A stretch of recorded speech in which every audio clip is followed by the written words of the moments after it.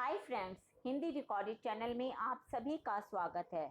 दोस्तों, विश्व स्वास्थ्य संगठन यानी कि WHO ने कोरोना वायरस को महामारी घोषित कर दिया। कोरोना वायरस बहुत सूक्ष्म लेकिन प्रभावी वायरस है।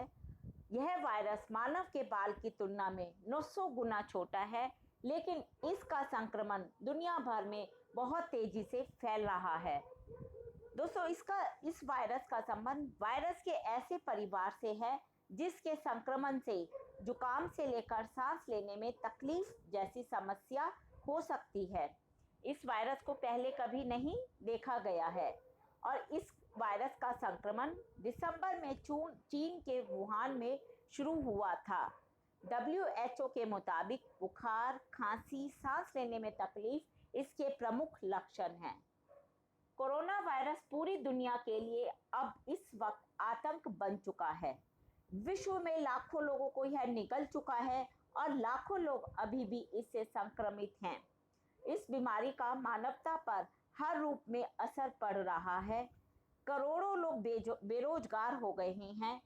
विश्व की अर्थव्यवस्था बुरी तरह से चरमरा उठी है।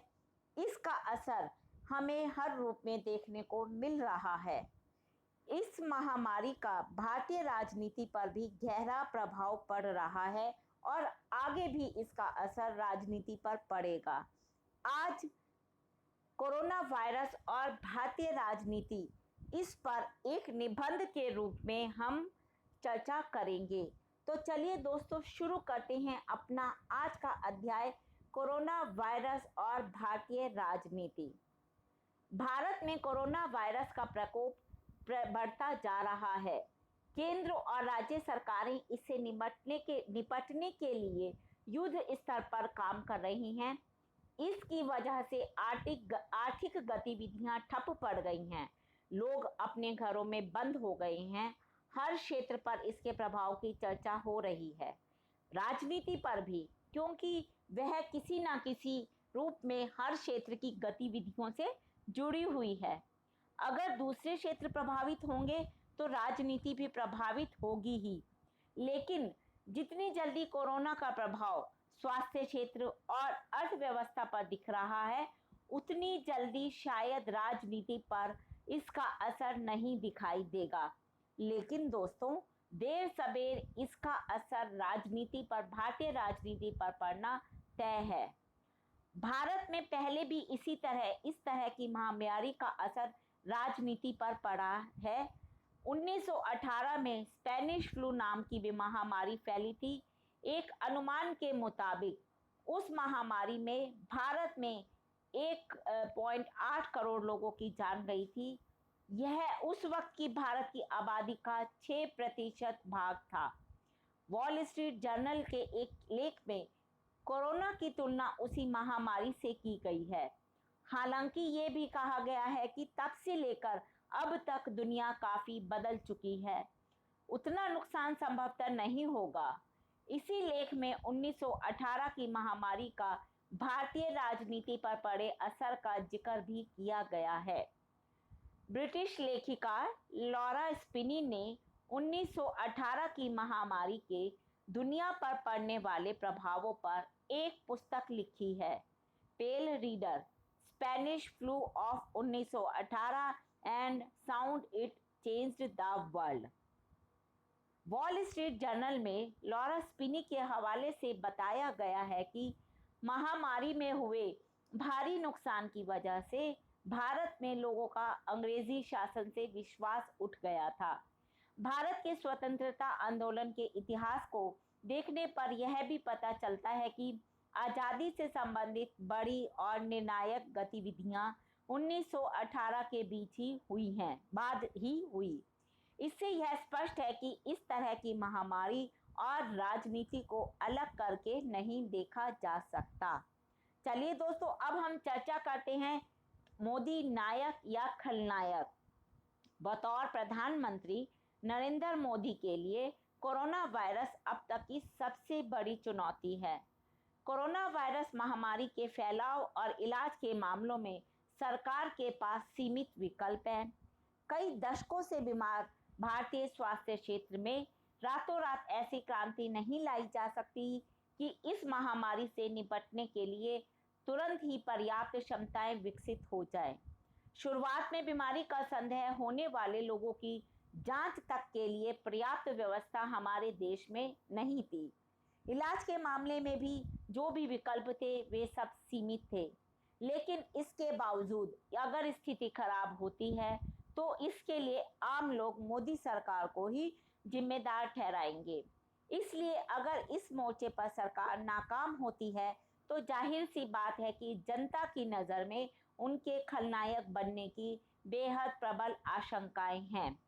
और दूसरा पक्ष यह भी है कि भारत अगर कोरोना से प्रभावी ढंग से निपटने में सफल रहा और यहाँ उसका फैलाव उतना अधिक नहीं हुआ तो मोदी अभी से कहीं बड़े नायक बनकर उभरेंगे और वैश्विक स्तर पर उनकी एक सकारात्मक छवि बनेगी। चुनावों में स्वास्थ्य सुविधाओं को अहमियत। उदारीकरण के दौर में पूरी दुनिया की सरकारों ने जिन क्षेत्रों को सबसे अधिक निजी क्षेत्र के हवाले छोड़ा है उनमें कौन कौन से प्रमुख है? स्वास्थ्य और शिक्षा। और भारत में भी यही हुआ। इस दौर में केंद्र में चाहे किसी भी पार्टी की सरकार बनी, सब ने जो स्वास्थ्य को निजी क्षेत्र के हवाले छोड़ने की नीति को ही आगे बढ़ाया। राज्य सरकारों ने भी ऐसा ही किया और दिल्ली की जो केजरीवाल सरकार है वह है इसका एक अपवाद माना जा सकता है। इससे देश में स्वास्थ्य सेवाओं का ढांचा पूरी तरह चरमरा गया। गांवों में कई सरकारी प्राथमिक स्वास्थ्य केंद्र काम करते थे, उनमें से अधिकांश इस वक्त बुरी हालत में हैं। कुछ अस्पतालों को छोड़ दें तो अधिकांश शहरी सरकारी अस्पताल भी बुनियादी ढांचे के अभाव का सामना कर रहे हैं और यहाँ निजी अस्पतालों का दबदबा है। जैसे जैसे भारत में कोरोना का फैलाव हो रहा है वैसे वैसे भारत के स्वास्थ्य क्षेत्र की कमजोरियों की वजह से इस संकट के गहराते जाने की बात और स्पष्ट होती जा रही है। दोस्तों, स्वास्थ्य क्षेत्र में जिस निजी क्षेत्र को बहुत बढ़ावा दिया गया, आज कोरोना से जंग में उन निजी अस्पतालों की भूमिका बिल्कुल ना के बराबर है। इसलिए अगर भारत में कोरोना का फैलाव खतरनाक स्तर पर होता है तो जाहिर है कि आने वाले दिनों में जो चुनाव होंगे उनमें सभी पार्टियों से लोग यह उम्मीद करेंगे कि स्वास्थ्य सेवाओं को लेकर सरकार एक स्पष्ट रणनीति जनता को सुझाए। ऐसे में लोगों के स्वास्थ्य को निजी क्षेत्र के अस्पतालों और निजी इंश्योरेंस कंपनियों के हवाले छोड़ने की जो आजकल लोक नीति चल रही थी उसमें स्वाभाविक तौर पर बदलाव होगा और स्वास्थ्य क्षेत्र में सरकार की भूमिका बढ़ाने की ठोस कोशिशें हमें भविष्य में दिख सकती हैं। राजनीतिक विमर्श के केंद्र और आर्थिक मुद्दे। कोरोना कहर लोगों के स्वास्थ्य और स्वास्थ्य क्षेत्र के अलावा सबसे अधिक और कहीं दिख रहा है तो वह है देश की अर्थव्यवस्था। इस वजह से बेरोजगारी का संकट और गहराना तय माना जा रहा है। शेयर बाजार में गिरावट और विदेशी मुद्रा भंडार में गिरावट दर्ज की जा रही है।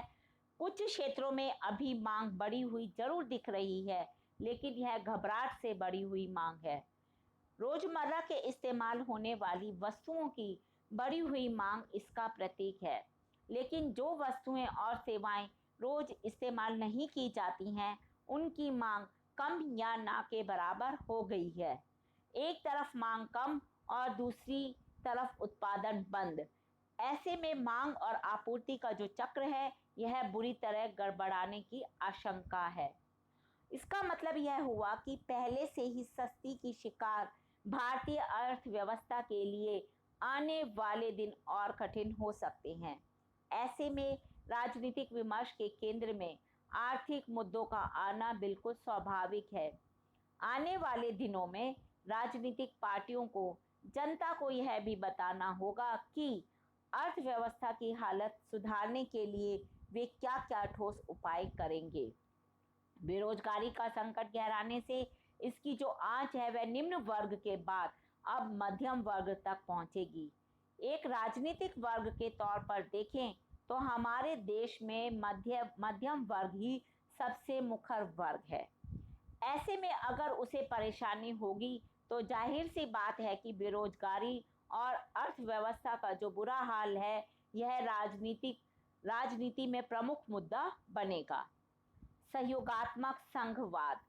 प्रधानमंत्री नरेंद्र मोदी अक्सर सहयोगात्मक संघवाद की बात करते हैं।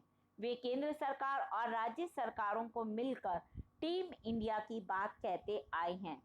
इस वायरस से निपटने के मामले में यह दिख भी रहा है। केंद्र सरकार और राज्य सरकारें आपसी समन्वय के साथ इस बीमारी से निपटने की कोशिशें करती दिखाई दे रही हैं। अगर भारत में कोरोना का और फैलाव होता है और इससे होने वाला नुकसान बहुत बढ़ता है तो ऐसी स्थिति में इसके फैलाव पर नियंत्रण पाने के बाद के दिनों में भारतीय राजनीति में सहयोगात्मक संघवाद दिख सकता है, क्योंकि जिस तरह के नुकसान दूसरे प्रभावित देशों में हुए हैं, अगर वैसा ही नुकसान भारत में होता है तो इससे निपटना ना तो अकेले केंद्र सरकार के वश की बात होगी और ना ही किसी राज्य सरकार के लिए यह संभव होगा कि वह अपने राज्य में स्थितियों को खुद ठीक कर सके। ऐसे में केंद्र और राज्यों के सामने मिलकर काम करते हुए सहयोगात्मक संघवाद के रास्ते पर आगे बढ़ना भारतीय राजनीति की एक मजबूरी होगी। दोस्तों, हमने चर्चा की भारतीय कोरोना वायरस और भारतीय राजनीति। यह एक निबंध है, क्योंकि इस तरह के निबंध अब आगे बोर्ड में या फिर प्रतियोगी परीक्षाओं में इस विषय पर, कोरोना वायरस के विषय पर किसी भी रूप में निबंध आ सकता है और विद्यार्थियों को बहुत ध्यान से उसे लिखना होगा। यदि हम आज की जो भी आजकल देश में हो रहा है या विश्व में हो रहा है, इन सब बातों को बहुत ध्यान से देखते हैं और समझते हैं तो किसी भी विषय पर मेरे हिसाब से निबंध लिखना, चाहे वह कितना भी बड़ा हो, कितना भी शब्दों में लिखना हो, 200 शब्दों में हो, 1000 शब्दों में हो, 400 शब्दों में हो, किसी के लिए भी मुश्किल नहीं है। उसके लिए थोड़ा सा हमें बस ध्यान देना होगा। हर बात की तरफ अपने ध्यान को हम केंद्रित रखेंगे तो जितने भी किसी भी टॉपिक पर, जब कोरोना से संबंधित कोई भी विषय पर निबंध आता है तो विद्यार्थियों के लिए लिखना आसान होगा। इसीलिए मैंने एक आपको ढांचा बताया है कि किस प्रकार हम निबंध लिख सकते हैं। आगे कोरोना वायरस और भारतीय अर्थव्यवस्था पर, इस विषय पर भी एक निबंध पर हम चर्चा करेंगे। दोस्तों, मेरे इस चैनल को लाइक और सब्सक्राइब करना ना भूलें। धन्यवाद दोस्तों, आपका दिन शुभ हो।